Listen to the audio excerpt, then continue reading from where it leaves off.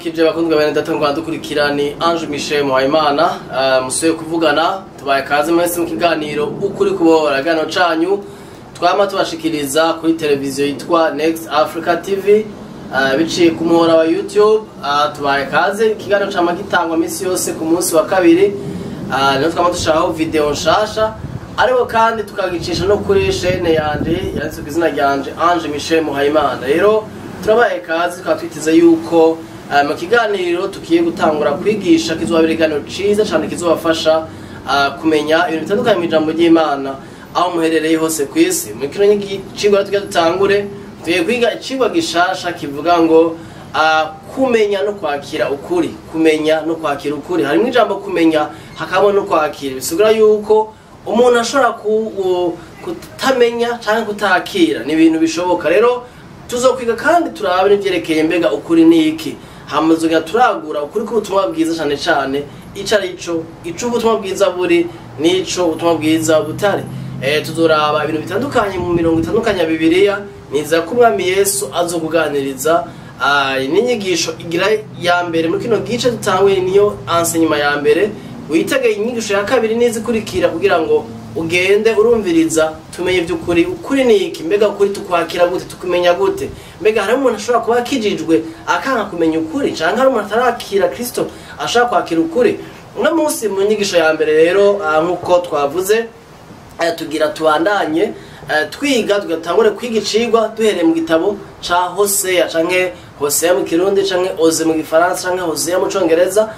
Ni cigwa nibaza ko kiza kudufasha aho turaba igice ca kane umurongo wa mbere ku murongo wa gatandatu muri Hosea. Turasoma haravuga gucyanye ingene Abisirayeli bihumanije ngo nimwumve ijambo ry'Uhoraho yemwe Abisirayeli, erega Uhoraho afitaniye imburano na bene igihugu, kuko atakuyoboka kuri mu gihugu canke imbabazi canke ukumenya Imana. Nta kindi kiriho atari ukurahira, ukubesha, ukwica, ukwiba, ugusambana, ukumena inzu n'amaraso ahogwa ayandi. Nico gituma igihugu kirira, abakibamwo hamwe n'ibikoko byo mwishamba n'ibisiga byo mu kirere bikananuka canke bikonda, mbere n'amafi yo mu kiyaga nayo agakamangana. Ariko nta muntu abigwanya, ntawubihana, kuko ubwoko bwawe atacu butandukanye ko n'abaherezi baho. Uzositara ku murango umuvugishwa nawe atsitarane nawe mwijoro, kandi nzokwica nyoko. Abantu banje bahonejwe no kutagira ubwenge. Wewe ko wataye ubwenge, nuko nanje nzoguta, ntuzoba ukiba muherezi wanje ko wibagiye ibyagezwe byanje Imana yawe, nanje nzokwibagira abana bawe. Iri jambo rirakomeye cyane cyane umurongo wa gatandatu. Tubaneza yuko muri kino gice tugira twige ko ni igice c'intangamara canke introduction canke introduction mu Gifaransa. Muri kino gice tubaneza yuko Imana ikiravugana n'igihugu ca Israel. Hanyuma ugiye gusoma mu gitabo ca Hosea, turabona Hosea ko ari umuntu Imana yahamagaye nk'umuvugishwa, imagurutsa mu gihe kigoye cyane mu gihe ca Israel. Abantu bari bataye amategeko y'Imana, bari bataye ibyagezwe by'Imana, basubira kwa ubuzima bwo gutanga ibigirwamana. Hari ikintu usoma mu gice ca Hosea ca mbere, aho Imana ihamagara Hosea ikamubwira iti genda utore ujya umugore w'umumaraya azwi ko ari umumaraya kandi karuhariwe azwi cyane. Uwo mugore Hosea aragenda aramutora aramurongora. Hosea ni umuntu agororoka, ni umuntu yubaha Imana, ni umuvugishwa mu bavugishwa benshi bazimiye. Wewe yahisemo kuguma yubaha Imana kandi agororotse, ariko Hosea ahitamwo kumvira ico Imana imubwira kuko yashaka kumenya Imana no kuyubaha. Ico Hosea yakoze, yaragiye afata igikorwa Imana yamubwiye cyo gufata kurongora uwo mugore w'umumaraya. Aragenda aramurongora. Amurongoye, ikintu gikomeye cyane dukura muri Hosea nuko Imana yakiragerageza kwerekana ubusambanyi, ico bitara prostitution spiritual cyangwa spiritual adultery, aho abanyisirayeli bati Imana bakaja gusenga ibigirwamana, bakanka kumenya Imana no kwakira ukuri kwayo, bakaja gusenga ibigirwamana kandi bakiyeganiza n'abavugishwa bababwira byo bashaka kumva. Hanyuma Hoseya Imana yamuhaguruza ati genda utorya mugore, uwo mugore w'umusambanyikazi ni igishushanyo canke ni image y'igihugu ca Israeli aho cata Imana kikaja gusenga izindi mana zitavuga zitanakiza zitanabohora. Hanyuma Hoseya Imana yagendera mutora, Hoseya agereranywa n'Imana.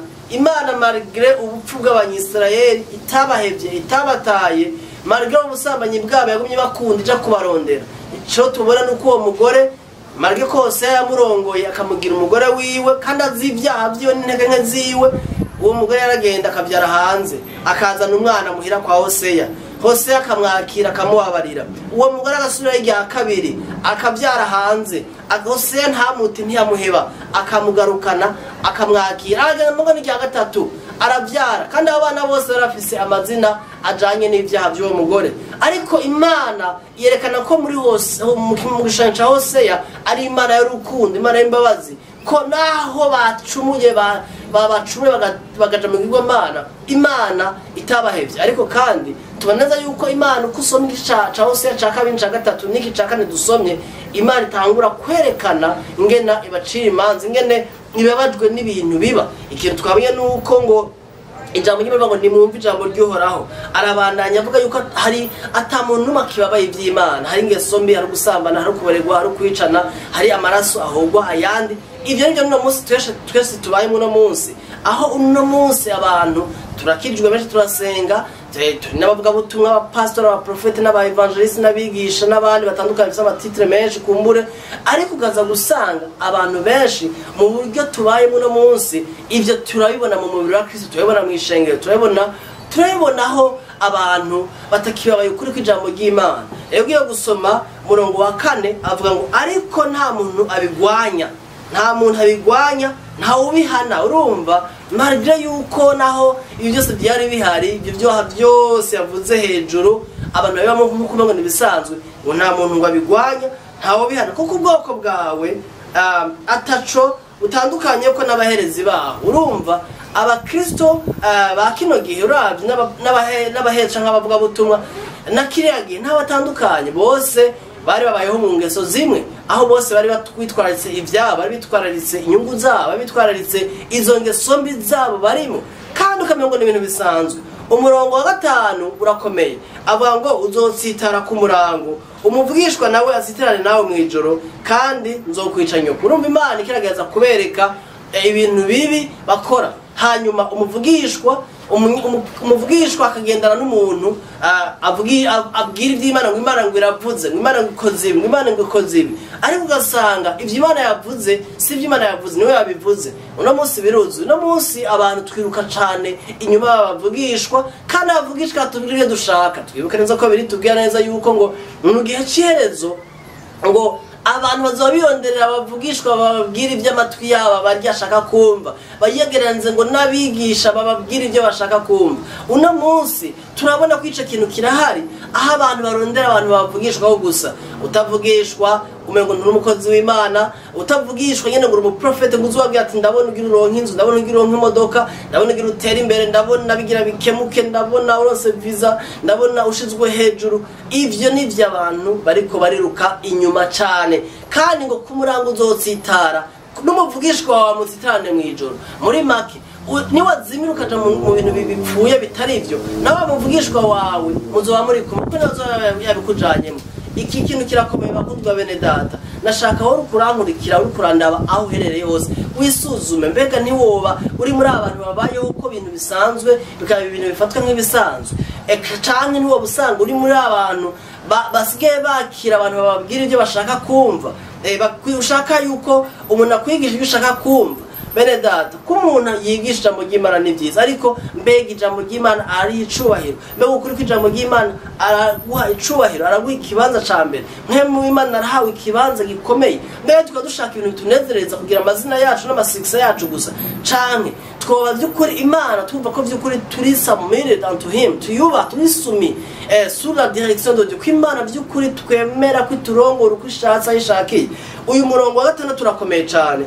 Ijambo ry'ikirundi basobanuye no Bibiliya avuga ngo abantu banje bahonejwe no kutagira ubwenge. Indi Bibiliya mu Kifaransa no mu Congereza avuga ngo mon peuple périt par manque de connaissance. Mu Congereza bavuga ngo my people perish because of lack of knowledge. Umviriza, abantu banje bishwe no kutamenya. Iri jambo kumenya ugiye muri Bibiliya y'Ikigiriki uza gusanga ari jambo rivuga ngo adhérer à la connaissance, kwakira, kwemera kuba se soumettre à la connaissance, to submit unto knowledge. Umviriza, ni jambo harimo no kumenya gushitse, epignosis mu Kigiriki, ni la connaissance parfaite et absolue, the true knowledge, urumva perfect knowledge, ni ukumenya gushitse kwa kuri hamwe by'ukuri umenya ikintu udakekeranya. Nk'ubu jewe ndazi neza ko ndi Umurundi sinabikekeranya, naho uwo mbwira ati uri umunyagana, urabona mwaje muva muri Ghana, ivyo nzi nuko ndi Umurundi mfise imico y'Abarundi mvuga nko Murundi, naho nuba muri Amerika nkabona nationality y'Abanyamerika ko ubu ndiko mvugira muri Amerika niho mba, ariko naho namba muri Amerika nguma ndi Umurundi mu mutima kuko nico Imana yangize. Ivyo rero ndabizi kandi ndabyemezwa. Rero ijambo ry'Imana ndashaka ko tumenya ukuri kw'ijambo ry'Imana. Ikintu kirakomeye, abantu rero bahona benshi kubera kutamenya. Ushaka kuri kurankurikira, Imana irifuza ko wakira ukuri kw'ijambo ry'Imana, ukumenye mwene data. Kwakira Kristo nk'umwami n'umukiza ni vyiza cyane, niko rufunguzo rugutuma winjira mu bwami bw'ijuru. Ariko kandi kubimenya ngaho kwisi, kumenya ivyo wabaye, kumenya ico Imana yagukoreye muri Kristo, kumenya karanga identite yawe, kumenya ico Yesu yakoze, kukimenya ukacemera no kukibamwo, nivyo bintu bikomeye cyane, birakomeye cyane mu buzima bwa misi yose. Ari ikindi gikomeye si kumenya gusa, kumenya ukuri ntibikwiye, ariko no kukwakira, kutakupusa, kutakuhojeta, no rejecting the truth. Ico ni ikintu gikomeye, ne pas rejeter la vérité. Aravuga gucyahanye ngo wewe ko wataye ubwenge nuko nande nzoguta. Ariko ibi Bibiliya y'Ikirundi rabivuga mbwa ntibivuga nkuko mu Congereza bavuga no mu Gifaransa. Mu Congereza bavuga ngo because you have rejected the truth, vous avez rejeté. Ngo abantu banjure bishwe no kutamenya. Mu Gifaransa cyangwa double point cyangwa semicolon hashaba ngo parce que vous avez rejeté la vérité. Vous avez rejeté. Urumva, abantu banje bishwe no kutamenya. Kutamenya sico kibazo, ahubwo kwanga kwakira ukuri nico kibazo. Hari abantu mwamva inyigisho za Bibiliya ukavuga ati ivyo ndavyumva ndabibona ko biri muri Bibiliya muganga ndanse kuvyemera. Nkuko hari gihe kimwe nako ndaganira n'umuntu ngama ndiko ndabivuga cyane, yarambabaje cyane uwo muntu. Aho turaganira ijambo ry'Imana tugana kuvyerekeye ibigira 10 misizano rishasha, nambwa misizano rishasha ntobeho gutanga ibigira 10, tutanga tunezerewe, tutanga n'umunezero ushaka gutanga ibirenge ibigira 10. Misizano rya kyaneho yari amategeko, no musi nakira amategeko. Turaganira tuja mu mavesi ya Bibiliya, hanyuma turaganira twarahantu washaka mu gisagara ca Bujumbura muri vie, turaganira carambye ati Ange Michel kandi akubwira iki kintu. Ivyo bintu uko ravuga jewe ndabizi ko ari ukuri kuko naravyumvirije ukurigisha, ndaraba amavesi byo anyeretse byose nivyo. Ati mugabo ivyo bintu none ndavyigisha no cambaho gute. Urumva iyo muntu ukuri yarakubonye ko mu Bibiliya yanka kukwakira, cyangwa urakigisha ikintu ukavuga uti ibi jewe nivyo ndavyemera ariko ndavyanse kuvyemera, sivyo ndavyakiriye. Rero ugasanga umuntu yabonye ko ikuri kwijambo ry'Imana arakuzi, ariko akakugomba cyangwa akakubwira Yesu bya Yesu, ukumva ukeneye kumwakira mu mutima, ukeneye kwihana, ugabuti jewe ndavyanse. Ako biritubwira neza yuko ngo Yesu yaje gutanga ubuzima bwiyo kandi ubuzima busagutse, wera ngo umwizera wese ntasinirwe n'urubanza, ngo kandi utamwizera wese amaze gusinga n'urubanza uko atizeye umwana w'Imana. Urumva, kwanga kwakira ukuri. Ikibazo rero si kutamenya, ikibazo kiri ahanini kukwanga, le rejet de la vérité, the rejection of the truth.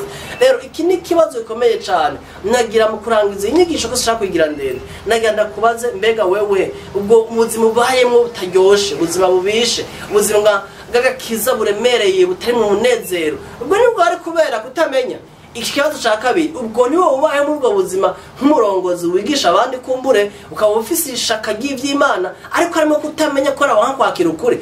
Ko hariya imyizerere, inyigisho wumvise wakiriye mu idini usengeramo canke aho usengera canke mu myaka umaze uri mu byo gusenga, ukavuga uti ibi bintu jewe nuko twakuze nuko tuzokwama, kuko ari maze kuvuga ngo jewe byo twakiriye kuva kera aho na mbere hose ngo nuko bizokwama ntiduhindura. Mwene data, urakeneye ishurirwa, urakeneye kumenya ico Yesu avuga, urakeneye kwakira ukuri kw'ijambo ry'Imana, apana ukuri k'umuntu, apana ukuri kw'idini, ukuri kwa Kristo, ukuri kw'ijambo. Ngo mon peuple périt par manque de connaissance parce qu'ils ont rejeté la connaissance. My people perish because of lack of knowledge, because they have rejected the truth, the knowledge. Parce que vous avez rejeté.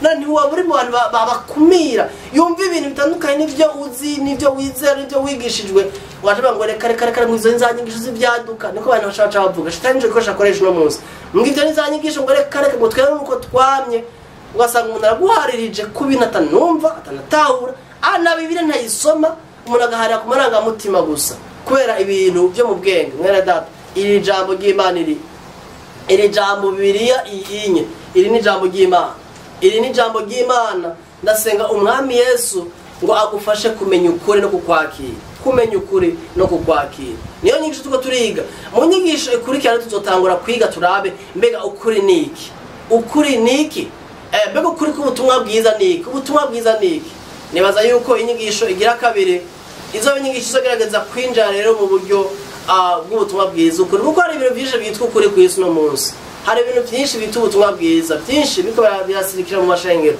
nawe hari ibyo wizera cyangwa uba wigisha naje hari ibyo nizera cyangwa n'abaniza ariko ijambo ry'Imana riri kwije ijambo ry'Imana riri kwije mwene w'Imana ari kwije mwene data rero umwami Yesu akugire neza umwami Yesu agufashe umwami Yesu akugire neza kandi ko kuri ko kubohora uko kuri tuzovyiga mu nyigisho ikurikira rero umwami Yesu akugire neza ugirirwe neza muri byose umwami Yesu agutahuza ukuri niwanka ukuri ntube mu bantu bazimira kora kutamenya ukuri cyangwa kora banka kwakira ukuri ahubwo aguhishurira ukuri kwiye uko Yesu niwe kuri wamenya Kristo ukamenya gutahura kw'ibwina uzoba ubuzima buryoshe ubutumwa bwiza buraryoshe inkuru nziza inezera umutima iduha kubaho ubuzima bwiza ubuzima bw'ubwiza kandi bw'umunezero bwa Kristo Yesu umwami Yesu abandanya bagira neza turasenga reka dufate umwanya dusenge n'umumego no usengera wowe kurankurikira wa mupapa we wa mama we wa musore wa nkumi we uri kurankurikira wipfuza kumenya ukuri kw'ijambo ry'Imana uvuga uti jewe ndahantu hari ijambo ry'Imana risumuka mu filozofi kamengo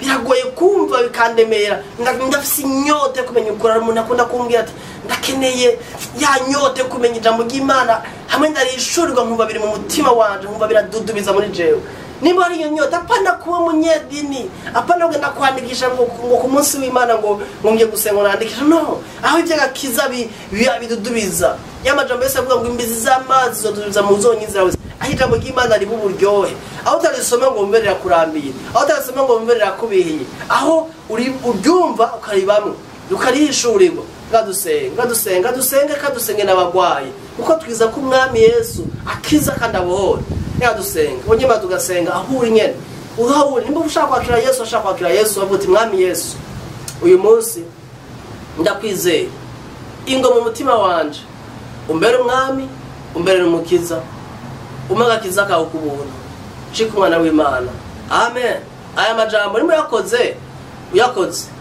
wayavuze ukayatura umwami Yesu ari mu mutima wawe nimba ukeneye kutwandikira ushaka kutwandika kuri izo nimero ubona ngaho kuri ekran yawe izo nimero zibiza telefone zihari ushaka kutwandikira dushaka kwishura cyangwa ugana nawe tukagusengera aho wowe uri hose ku isi kuko WhatsApp nikimaze turashaka kwakira rero nimba umuntu gwaye kadusenge data mizina rya Yesu ndasengeye abantu bagwaye ndasengeye umuntu agwaye wese aboshwe agwaye ingwara yose mu izina rya Yesu umukiza mu bohore mu izina rya Yesu ndasenza abagwaye ukuri twijamo twigisha mwana kumukoreko kumukize mu izina rya Yesu amen rero umwami Yesu abagire neza abakomeze abayishuru kuri wibuke kumenya ukuri no kukwakira ni ibintu bikomeye cyane Imana ishaka ko tubamwe uyu munsi niyo bidashira amen.